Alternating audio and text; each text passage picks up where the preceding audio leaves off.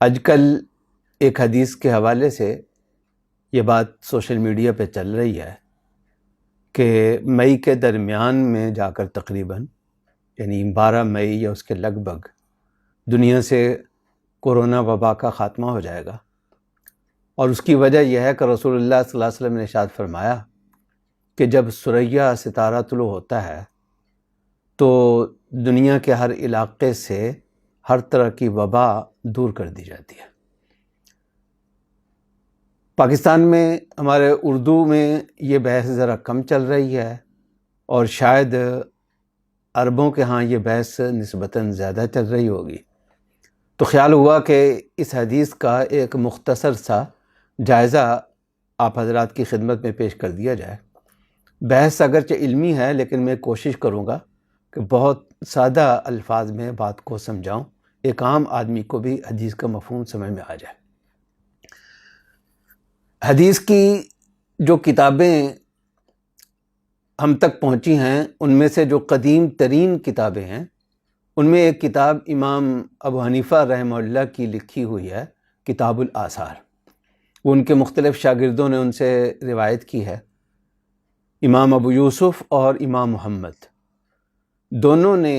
امام ابو حنیفہ سے جو کتاب الآثار روایت کی ہے، اس میں حضرت ابو ہریرہ رضی اللہ تعالیٰ عنہ سے مروی ایک حدیث ہے۔ امام ابو حنیفہ روایت کرتے ہیں عطاء بن ابی رباح سے، جو جلیل القدر تابعی ہیں، اور وہ روایت کرتے ہیں حضرت ابو ہریرہ رضی اللہ تعالیٰ عنہ سے کہ حضرت ابو ہریرہ رضی اللہ تعالیٰ عنہ نے ارشاد فرمایا، اور مسند احمد کی ایک روایت میں ہے کہ رسول اللہ صلی اللہ علیہ وسلم نے ارشاد فرمایا کہ اذا طلع النجم رفعت العاہۃ عن اہل کل بلد، کہ جب ستارہ طلوع ہوتا ہے تو ہر جگہ سے آفت کو اٹھا لیا جاتا ہے، آفت مرتفع کر دی جاتی ہے۔ اسی مضمون کی حدیث حضرت ابو ہریرہ رضی اللہ تعالیٰ عنہ سے امام احمد بن حنبل نے اپنی مسند میں بھی روایت کی ہے۔ اس کے لفظ تھوڑے سے مختلف ہیں۔ ایک روایت میں لفظ آتے ہیں کہ اذا طلع النجم ذا صباح رفعت العاہۃ، کہ جب صبح کے وقت ستارہ طلوع ہوتا ہے تو آفت ختم ہو جاتی ہے۔ ایک اور روایت ہے مسند احمد ہی کی، اس میں یہ لفظ ہیں ما طلع النجم صباحا قط وبقوم عاہۃ الا رفعت عنہم او خفت، کہ کوئی قوم کسی آفت میں مبتلا ہو اور صبح کے وقت خاص ستارہ طلوع ہو جائے تو وہ آفت یا تو ختم ہو جاتی ہے یا اس میں کمی واقع ہو جاتی ہے۔ ان تمام الفاظ میں، روایات میں جو لفظ آیا ہے وہ ستارے کا ہے۔ اس بات پر اتفاق ہے کہ یہاں ستارے سے مراد ثریا ستارہ ہے۔ عربوں کے ہاں جب النجم کا لفظ بولا جاتا تھا تو زیادہ تر یہی ستارہ مراد لیا جاتا تھا۔ تو اس روایت کی اور یہ اندازہ لگایا گیا ہے کہ یہ ستارہ طلوع ہوتا ہے مئی کے مہینے میں، اس لیے مئی کے درمیانے عشرے کے اندر یہ آفت ختم ہو جائے گی۔ کیا اس حدیث کا یہی مفہوم ہے یا اس سے ذرا مختلف مفہوم ہے؟ بعض حضرات کی یہ رائے ہے، خاص طور پر بعض معاصر علماء کی، کہ حدیث میں جو لفظ استعمال کیے گئے ہیں وہ ہر موقع، ہر وقت، ہر آفت، ہر بلا اور ہر وبا کے لیے ہے۔ لہذا رسول اللہ صلی اللہ علیہ وسلم فرمانا یہ چاہتے ہیں کہ مئی کے مہینے میں یا ستارہ صبح کے وقت طلوع ہونے کا جب وقت ہوتا ہے تو ہر آفت ختم ہو جائے گی۔ یہ گویا ایک قسم کی خوشخبری ہے۔ نیک فال لینے میں کوئی حرج کی بات نہیں ہے۔ نیک فال کے طور پر ہم اللہ کی رحمت سے اچھی امید رکھیں، اس میں بھی کوئی حرج کی بات نہیں ہے، لیکن حدیث کا درست مفہوم سمجھنا یہ بھی بہت اہم ہے۔ اس کو تمام روایات کے اندر رکھ کر دیکھنا، اس کو صحیح سیاق و سباق میں دیکھنا، اس کی بھی اہمیت ہے۔ اس لیے خیال ہوا کہ حدیث کے جو دو ممکنہ مفہوم ہیں وہ آپ حضرات کی خدمت میں پیش کر دیے جائیں، اور آخر میں یہ بھی عرض کر دوں گا کہ میرا رجحان کس طرف ہے۔ امام محمد رحمہ اللہ کی کتاب الآثار آج سے تقریباً 32 سال پہلے میں پڑھاتا تھا، ہمارے درس نظامی میں اس وقت شامل نصاب تھی۔ اس وقت جو حدیث کی تشریح میں ذکر کیا کرتا تھا، پہلے وہ آپ کے سامنے میں پیش کروں گا، اور میرے اندازے کے مطابق شاید وہ تشریح زیادہ بہتر ہے، لیکن دوسری تشریح کو نظر انداز نہیں کیا جا سکتا۔ یہ میں اس لیے عرض کر رہا ہوں کہ یہ مفہوم جو میں ذکر کر رہا ہوں یہ موجودہ صورتحال کے تناظر میں نہیں ہے، بلکہ پہلے سے موجود ہے۔ اس حدیث کی تشریح پر سب سے قدیم محدث جنہوں نے ذرا تفصیل سے گفتگو کی ہے اور مختلف روایات کو مد نظر رکھ کر کوئی نتیجہ نکالنے کی کوشش کی ہے، وہ امام طحاوی رحمہ اللہ ہے۔ مصر کے بہت جلیل القدر محدث اور حنفی فقیہ ہیں، 3 اور 4 صدی ہجری کے بزرگ ہیں، 321 ہجری میں انتقال ہوا ہے۔ ان کی کتاب ہے شرح مشکل الآثار۔ اس میں انہوں نے جو گفتگو فرمائی ہے، پہلے میں اس کا خلاصہ آپ کے سامنے پیش کروں گا، پھر اس کی سپورٹ میں چند دیگر روایات عرض کروں گا، ان میں سے بیشتر خود امام طحاوی نے بھی پیش کی ہیں، اور پھر اس کا جو متبادل مفہوم ہو سکتا ہے، اگرچہ مجھے فی الحال اس پر اتنا زیادہ اطمینان نہیں ہے، لیکن بہرحال اس کو نظر انداز بھی نہیں کیا جا سکتا، اس کو ذکر کروں گا۔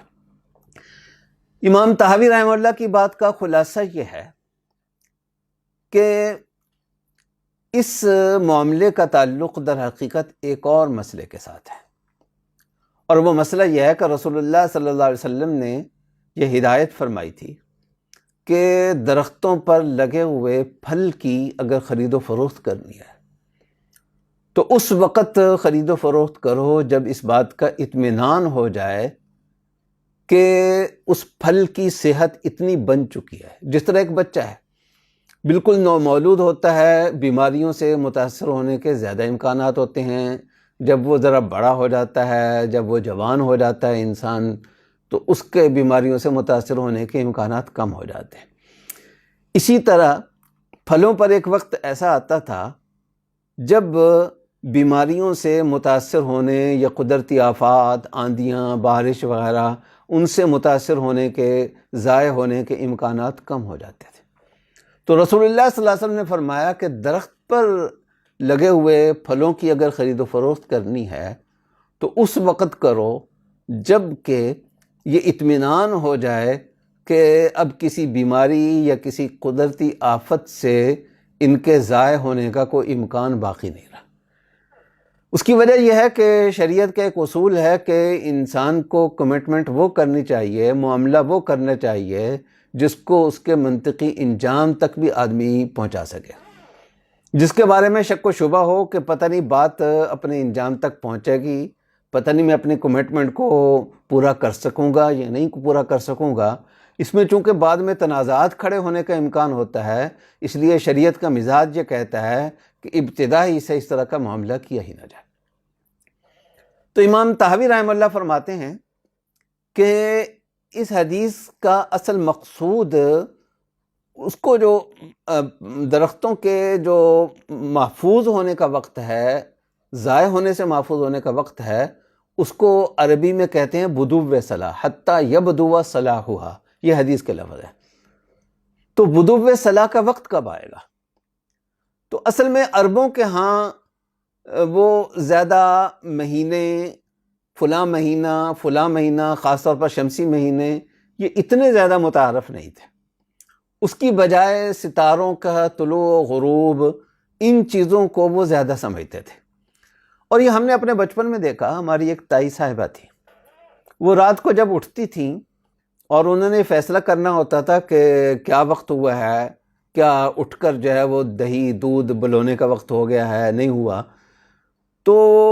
ہمیں یاد ہے بچپن میں ہم دیکھا کرتے تھے کہ وہ رات کو اگر اٹھتی تھیں تو گھڑی نہیں دیکھا کرتی تھیں، اوپر آسمان کی طرف دیکھا کرتی تھیں، اور آسمان دیکھ کر ان کو پتہ چل جاتا تھا کہ رات کے کتنے پہر گزر چکے ہیں اور کتنے پہر باقی ہیں.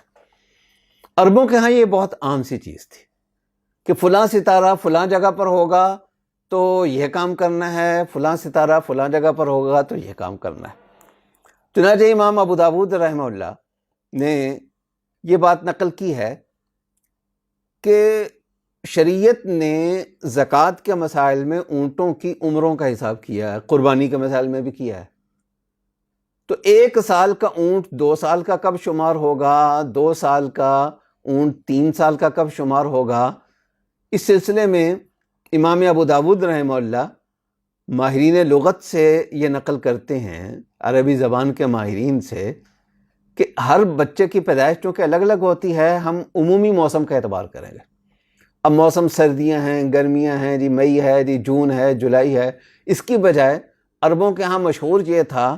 کہ جب سہیل ستارہ، ایک ستارہ تھا، جب وہ طلوع ہوگا تو اونٹوں کی عمریں بدل جائیں گی. جو 1 سال کا اونٹ تھا وہ اب 2 سال کا ہو گیا، جو 2 سال کا تھا وہ 3 سال کا ہو گیا. چنانچہ امام ابو داود رحمہ اللہ نے ایک شعر بھی نقل کیا ہے کہ اذا سہیل اول اللیل طلع فبد اللبون الحق والحق جزع، کہ جب رات کے پہلے پہر میں سہیل ستارہ طلوع ہو تو جو 1 سال کا ہے وہ 2 سال کا ہو جائے گا، جو 2 سال کا ہے وہ 3 سال کا ہو جائے گا، جو 3 سال کا ہے وہ 4 سال کا ہو جائے گا. اسی طریقے سے یہاں رسول اللہ صلی اللہ علیہ وسلم عربوں کے موسم کے اعتبار سے یہ بتا رہے ہیں، خاص طور پر کھجوروں کے باغات کے حوالے سے، کیونکہ مدینہ منورہ میں زیادہ کھجوروں ہی کے باغات ہوتے تھے، کہ جب ثریا ستارہ، النجم سے یہاں مراد حضرت ابو ہریرہ رضی اللہ عنہ کی حدیث میں النجم سے مراد ثریا ستارہ ہے. تو جب یہ ستارہ طلوع ہو تو اس کے بعد تم درختوں پر لگے ہوئے پھل کی خرید و فروخت کر سکتے ہو، اس سے پہلے یہ خرید و فروخت نہیں کرنی. اس کے بعد امام طحاوی رحمہ اللہ نے یہ بھی ذکر کیا ہے، اور اس سے ہم اندازہ لگا سکتے ہیں کہ کیلنڈر اور تقویم کا علم اس دور کے محدثین میں بھی متعارف تھا. انہوں نے پورا حساب کتاب لگا کر یہ بتایا ہے کہ مصری کیلنڈر کے اعتبار سے یہ کون سا مہینہ بنتا ہے اور اس مہینے کی کون سی تاریخ بنتی ہے، اس لیے کہ امام طحاوی رحمہ اللہ خود مصر کے رہنے والے تھے. لیکن اس کے ساتھ ساتھ چونکہ شام، عراق وغیرہ عالم اسلام کے بہت سارے علاقوں میں سریانی کیلنڈر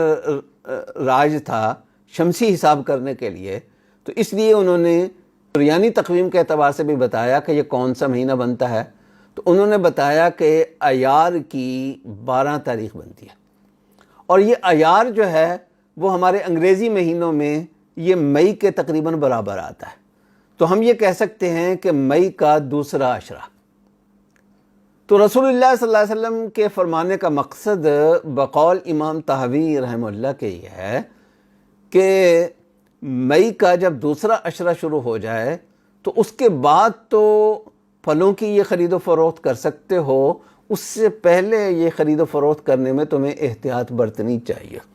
اب مسئلہ کیا ہے؟ کیا یہ بات رسول اللہ صلی اللہ علیہ وسلم نے حتمی حکم کے طور پر فرمائی یا ایک مشورے کے طور پر فرمائی؟ یہ مسئلے کی بحث بالکل الگ ہے. آپ نے مسئلے پر عمل کرنا ہو تو کسی عالم سے پوچھ لیں. یہاں مسئلے کی تفصیل میں جانے کا موقع نہیں ہے کہ کس وقت خرید و فروخت کس نوعیت کی جائز ہے اور کس وقت کس نوعیت کی ناجائز ہے. یہ تو اس مسئلے میں امام طحاوی رحمہ اللہ کی رائے کا میں نے خلاصہ پیش کیا. اس کی سپورٹ میں کچھ روایات بھی ہیں. ان روایات میں وہ روایتیں بھی ذکر کروں گا جن میں پھلوں کے محفوظ ہونے سے پہلے ان کی خرید و فروخت سے منع کیا گیا ہے، وہ روایتیں بھی جن میں آفت کا ذکر ہے اس مسئلے کے حوالے سے، اور وہ روایتیں بھی جن میں ستارے یا سریا کا ذکر ہے. میں آغاز کرتا ہوں حدیث کی کتابوں میں قدیم ترین کتابوں میں سے ایک کتاب موطا امام مالک، جو امام ابو حنیفہ رحمہ اللہ کی کتاب سے مؤخر ہے، لیکن بہرحال ابتدائی کتابوں میں شامل ہے۔ اس میں امرہ بنت عبد الرحمن رسول اللہ صلی اللہ علیہ وسلم کی ایک حدیث نقل کرتی ہیں کہ ان رسول اللہ صلی اللہ علیہ وسلم نہا عن بیع الثمار حتی تنجو من العاہہ۔ یہ عربی ٹیکسٹ میں اس لیے ساتھ پڑھ رہا ہوں تاکہ اہل علم کو حدیث تلاش کرنے میں اور اس پر مزید بحث اور ریسرچ کرنے میں سہولت رہے، کہ رسول اللہ صلی اللہ علیہ وسلم نے فرمایا کہ پھلوں کی خرید و فروخت تب تک نہ کرو جب تک کہ وہ آفت سے محفوظ نہ ہو جائے۔ اسی طرح کا ایک مضمون حضرت زید بن ثابت رضی اللہ تعالیٰ عنہ سے بھی مروی ہے، وہ موطا امام مالک میں بھی ہے، اور حدیث کی ایک قدیم کتاب ہے جو سیاستہ کے مصنفین سے بھی پہلے کی ہے، مصنف عبد الرزاق، اس میں بھی ہے کہ حضرت زید بن ثابت رضی اللہ تعالیٰ عنہ نے یہ فرمایا۔ بظاہر ان کی اپنی بات ہے، لیکن دیگر قرائن سے پتہ چلتا ہے کہ انہوں نے رسول اللہ صلی اللہ علیہ وسلم سے سن کر یہ بات فرمائی کہ لا تبتاع الثمرۃ حتی تطلع الثریہ۔ یہ دیکھیں، یہ بالکل وہی بات ہے کہ ایک جگہ رسول اللہ صلی اللہ علیہ وسلم سے یہ منقول ہے کہ جب تک آفت ختم نہ ہو جائے تب تک خرید و فروخت نہ کرو۔ حضرت زید بن ثابت رضی اللہ تعالیٰ عنہ اسی مسئلے کو یوں بیان فرما رہے ہیں کہ پھلوں کی خرید و فروخت تب کرو جب ثریہ ستارہ طلوع ہو جائے، جب تک ثریہ ستارہ طلوع نہ ہو تب تک پھلوں کی خرید و فروخت نہ کرو۔ اس کا مطلب یہ کہ آفت دور ہونا اور ثریہ ستارہ طلوع ہونا یہ ایک ہی بات ہے۔ تو ثریہ ستارے کے طلوع کا جو تعلق ہے وہ عام آفات سے شاید نہیں ہے، بلکہ ایک خاص قسم کے مسئلے سے ہے۔ حضرت عبداللہ ابن عمر رضی اللہ تعالیٰ عنہ کی ایک حدیث ہے صحیح بخاری شریف میں، حدیث کا نمبر ہے 1486۔ اس میں وہ رسول اللہ صلی اللہ علیہ وسلم کا ارشاد نقل کرتے ہیں کہ جب تک پھلوں کا درست ہونا واضح نہ ہو جائے، حتی یبدو صلاحها، جب تک پھلوں کا درست ہونا واضح نہ ہو جائے تب تک تم خرید و فروخت نہ کرو۔ تو جب رسول اللہ صلی اللہ علیہ وسلم سے پوچھا جاتا یا حضرت ابن عمر سے پوچھا جاتا کہ پھلوں کا درست ہونا کیا ہے، تو آپ نے فرمایا حتی تذهب عاہتہ، یہاں تک کہ اس کی آفت ختم ہو جائے، آفت سے وہ محفوظ ہو جائے۔ اسی حدیث کی ایک روایت مسند امام احمد بن حنبل میں ہے، حدیث کا نمبر ہے 5012۔ عثمان بن عبداللہ بن سراقہ وہ حضرت ابن عمر رضی اللہ تعالیٰ عنہ سے نقل کرتے ہیں کہ نہا رسول اللہ صلی اللہ علیہ وسلم عن بیع الثمار حتی تذهب العاہہ، کہ رسول اللہ صلی اللہ علیہ وسلم نے آفت کے ختم ہونے تک پھلوں کی خرید و فروخت سے منع فرمایا۔ تو عثمان بن عبداللہ ابن سراقہ کہتے ہیں کہ میں نے حضرت ابن عمر سے پوچھا، یہ مسند احمد کے الفاظ ہیں، کہ وما تذهب العاہہ مل عاہہ، کہ آفت ختم ہو جائے اس سے کیا مراد ہے؟ تو حضرت ابن عمر رضی اللہ تعالیٰ عنہ نے فرمایا کہ طلوع الثریہ۔ تو یہاں بھی حضرت ابن عمر رضی اللہ تعالیٰ عنہ ثریہ ستارے کے طلوع ہونے کو، یعنی مئی کا جو دوسرا عشرہ ہے، اس کو پھلوں کی خرید و فروخت کے مسئلے کے ساتھ جوڑ رہے ہیں۔ تو اس سے بھی وہی بات معلوم ہوتی ہے جو امام طحاوی رحمہ اللہ نے ارشاد فرمائی۔ اچھا، یہ روایت ہے حضرت ابن عمر رضی اللہ تعالیٰ عنہ کی جو میں نے آپ کے سامنے ذکر کی، کہ انہوں نے ثریہ ستارہ طلوع ہونے کو جوڑا ہے پھلوں کی خرید و فروخت سے۔ لیکن حضرت عبداللہ ابن عمر رضی اللہ تعالیٰ عنہ کے ایک صاحبزادے ہیں سالم ابن عبداللہ بہت بڑے فقی اور محدث ہیں، مدینہ منورہ کے بڑے 7 فقہاء میں ان کا شمار ہوتا تھا۔ ان کے سامنے حضرت زید بن ثابت رضی اللہ تعالیٰ عنہ کی روایت جو میں نے ابھی نقل کی مصنف عبدالرزاق کے حوالے سے، وہ ذکر کی امام زہری نے کہ زید بن ثابت رضی اللہ تعالیٰ عنہ کا یہ ارشاد منقول ہے کہ جب تک ثریا ستارہ طلوع نہیں ہوتا تب تک پھلوں کی خرید و فروخت یعنی کھجوروں کی خرید و فروخت نہ کرو۔ تو زہری کہتے ہیں کہ اس کے جواب میں سالم نے یعنی حضرت عبداللہ ابن عمر رضی اللہ تعالیٰ عنہ کے صاحبزادہ نے فرمایا کہ ان العاہۃ لتکون بعد ذالک، کہ پھلوں کے ضائع ہونے کا، کسی آفت سے متاثر ہونے کا امکان اس کے بعد بھی باقی رہتا ہے۔ اس سے ایک حدیث کی تشریح میں ایک دوسرا پہلو بھی ہمارے سامنے آیا کہ چاہے وہ پھلوں والی بات ہو، چاہے ہم کسی اور تناظر میں حدیث کو لیں، لیکن یہاں آفت کے ختم ہونے کی جو بات ہو رہی ہے وہ ایک جنرل بات ہے، عمومی بات ہے، یہ ایک کلی قاعدہ نہیں ہے، یعنی ہمیشہ ایسا ہونا ضروری نہیں ہے، زیادہ چانسز ہیں کہ ایسا ہوگا، لیکن اس کے برعکس ہونا بھی ممکن ہے۔ حدیث کی تشریح میں ایک دوسرا پہلو ہے جو حضرت ابن عمر رضی اللہ تعالیٰ عنہ کے صاحبزادے یہاں ایڈ کر رہے ہیں۔ تو اب تک تو میں نے امام طحاوی رحمہ اللہ کی تشریح آپ کے سامنے ذکر کی، تاحال میرا رجحان اسی کی طرف ہے زیادہ، لیکن بہرحال ایک دوسرا امکان بھی ہے، وہ یہ ہے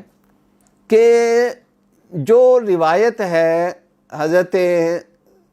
ابو ہریرہ رضی اللہ تعالیٰ عنہ کی، جس کا ہم نے شروع میں ذکر کیا اور جو آج کل گردش کر رہی ہے،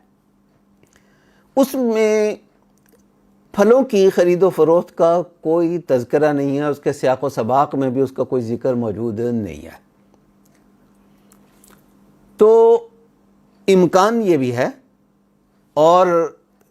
میری اب تک سمجھ بوجھ کے مطابق یہ امکان زیادہ وزنی لگ رہا ہے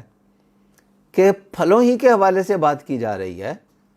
اگرچہ ایک خاص سیاق کا وہاں ذکر نہیں کیا گیا، لیکن امکان دوسرا بھی ہے کہ اس میں ایک عمومی بات ہے، اور اس کی وجہ یہ ہو سکتی ہے کہ دنیا کی بیشتر آبادی میں، خاص طور پر جزیرہ عرب کی آبادی میں، چونکہ مئی کے مہینے میں سیزن بہت زیادہ گرم ہو جاتا ہے، اور یہ قدرتی سی بات ہے کہ نباتات ہوں یا جانور ہوں یا انسان ہوں، ان پر ایک موسم میں جو چیزیں اثر انداز ہوتی ہیں، دوسرے موسم میں جب موسم میں بہت بڑی تبدیلی آ چکی ہو، ان کا اثر باقی نہیں رہتا۔ تو اس لیے رسول اللہ صلی اللہ علیہ وسلم موسم کے حساب سے، یہ دیکھیں، یہ ذہن میں رکھیں کہ کسی ستارے کی فضیلت بیان کرنا یا کسی ستارے کی تاثیر بیان کرنا بہرحال مقصود نہیں ہے۔ ستاروں کی اپنی ذات میں کوئی تاثیر نہیں ہوتی، ایک علامت ضرور ہوتی ہے، کیونکہ موسموں کی تبدیلی کی ایک علامت ستارے سمجھے جاتے تھے عربوں کے ہاں، اس کو سمجھنا ان کے لیے آسان ہوتا تھا۔ تو رسول اللہ صلی اللہ علیہ وسلم ایک عمومی بات فرما رہے ہیں کہ جب موسم میں نمایاں تبدیلی ہوتی ہے تو آفات ختم ہو جاتی ہیں، نباتات کی بیماریاں بھی ختم ہو جاتی ہیں، حیوانات کی بیماریاں بھی ختم ہو جاتی ہیں، انسانوں کی بیماریاں بھی ختم ہو جاتی ہیں۔ کہا جا سکتا ہے کہ اصل حدیث ابو ہریرہ رضی اللہ تعالیٰ عنہ جو ہے وہ تو بالکل جنرل ہے، اس کا خاص باغات سے یا خاص پھلوں سے یا کھجوروں سے تعلق نہیں ہے۔ البتہ جو عمومی ضابطہ تھا، جب کھجوروں کا مسئلہ بیان کیا گیا یا ان علاقوں میں پائے جانے والے پھلوں کا مسئلہ بیان کیا گیا، تو ان کو بھی اس عام قاعدے کے ساتھ جوڑ دیا گیا۔ یہ بھی ایک امکان موجود ہے، جس کو ہمارے علماء کی زبان میں کہتے ہیں کالمطلق یجری علی اطلاقہ والمقید علی تقییدہ، یہ ایک امکان بھی موجود ہے، تو اس کو بھی مد نظر رکھا جا سکتا ہے۔ لیکن چونکہ دونوں پہلو موجود ہیں، اس لیے ہمیں انتظار کرنا چاہیے۔ اچھا، یہ بھی بعض حضرات کہہ رہے ہیں کہ تاریخ یہ بتاتی ہے، اب میں نے یہ بات ذاتی طور پر نہیں دیکھی، اس کی تحقیق نہیں کی، اس کو مزید دیکھا جا سکتا ہے کہ جب مئی کا مہینہ آتا ہے تو تاریخ یہ بتاتی ہے کہ وباؤں میں واضح تبدیلی آتی ہے، اور یہ ممکن بھی ہے، اور یہ ایک نقطہ نظر موجود ہے، اگرچہ سائنٹیفکلی اس کو ثابت نہیں کیا جا سکا، لیکن کہنے والے کہہ رہے ہیں کہ درجہ حرارت میں شدت آنے سے شاید اس وبا کا خاتمہ ہو جائے۔ لیکن یہ ساری باتیں امکانات کی حد تک ہیں۔ رسول اللہ صلی اللہ علیہ وسلم کی طرف حتمی طور پر کوئی بات منسوب کرنے میں کوئی احتیاط کرنی چاہیے۔ جو میں نے امام طحاوی کے حوالے سے جو بات ذکر کی، میرا زیادہ رجحان فی الحال اس کی طرف ہو رہا ہے، وہ بھی ایک حدیث کی ممکنہ تشریح ہے، اور یہ جو دوسرا پہلو ہے یہ بھی حدیث کی ایک ممکنہ تشریح ہے۔ جو حدیث کو میں نے سمجھا یا آپ نے سمجھا، اس کو حتمی طور پر رسول اللہ صلی اللہ علیہ وسلم کی طرف منسوب کر کے چلا دینا کہ بھئی مئی کے دوسرے ہفتے میں یا مئی کے دوسرے عشرے میں وبا ختم ہو جائے گی اور اس میں نمایاں کمی آ جائے گی، یہ ذرا احتیاط کے خلاف ہے۔ ہمیں تھوڑا سا انتظار کر لینا چاہیے، حتمیت کے ساتھ اس بات کو نہیں پھیلانا چاہیے، اس لیے کہ اگر خدا نخواستہ یہ وبا کم نہ ہوئی یا ختم نہ ہوئی تو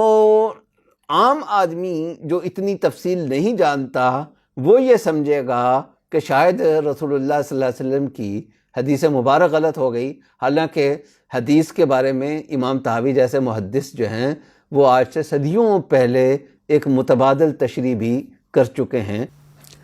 اچھا، یہاں اہل علم کے فائدے کے لیے ایک بات کا اضافہ مناسب معلوم ہوتا ہے،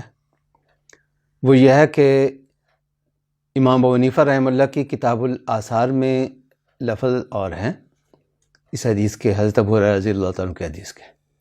اور مسند احمد اور دیگر کتابوں میں مثلا مسند بزار وغیرہ میں اس سے مختلف لفظ ہیں۔